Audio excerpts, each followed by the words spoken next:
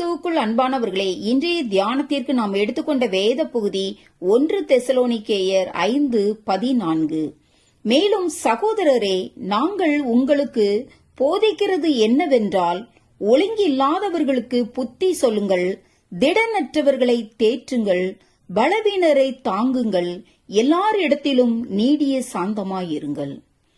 இங்கு பவுல் திடனற்றவர்களை தேற்றுங்கள் என்று ஒருவரை ஒருவர் தைரியப்படுத்துவதை குறித்து போதிப்பதை பார்க்கிறோம்.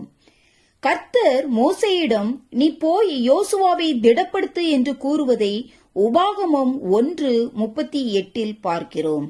அப்படியே மோசே செய்த கடைசி ஊழியமும் தைரியப்படுத்தும் ஊழியமாயிருந்தது. அதற்கு பின்னரே கர்த்தர் மோசேயை மகிமைக்குள் எடுத்துக்கொண்டார்.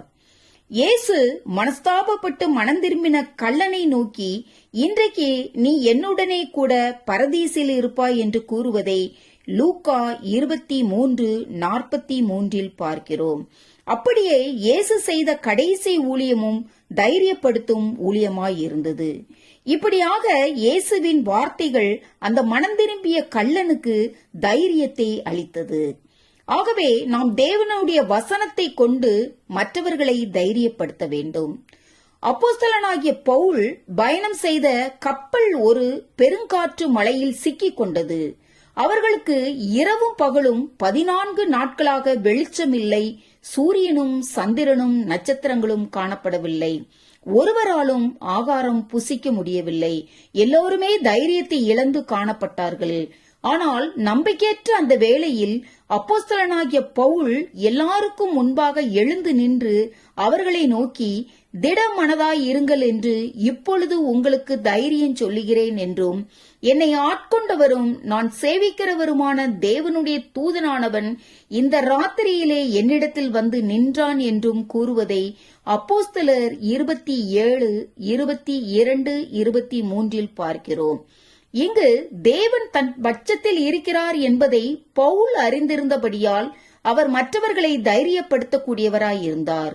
இன்றைக்கும் மற்றவர்களை ஊக்குவிக்கும் தைரியப்படுத்தும் ஊழியத்தை கர்த்தர் நமக்கு தந்திருக்கிறார். ஆகவே விசுவாசத்தின் வார்த்தைகளை பேச வேண்டும்.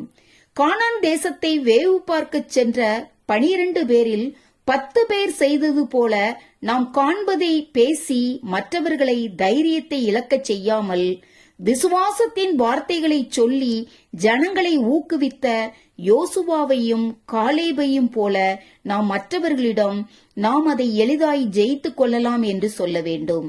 எனக்கு அன்பானவர்களே, தேவன் நம் பட்சத்தில் இருக்கிறார் என்பதை நாம் அறிந்தவர்களாய் விசுவாசத்தின் வார்த்தைகளால் தேவ வசனத்தை கொண்டு மற்றவர்களை தைரியப்படுத்த தேவன் தாமே நம் ஒவ்வொருவருக்கும் கிருபை புரிவாராக. ஆமேன். அல்லேலூயா.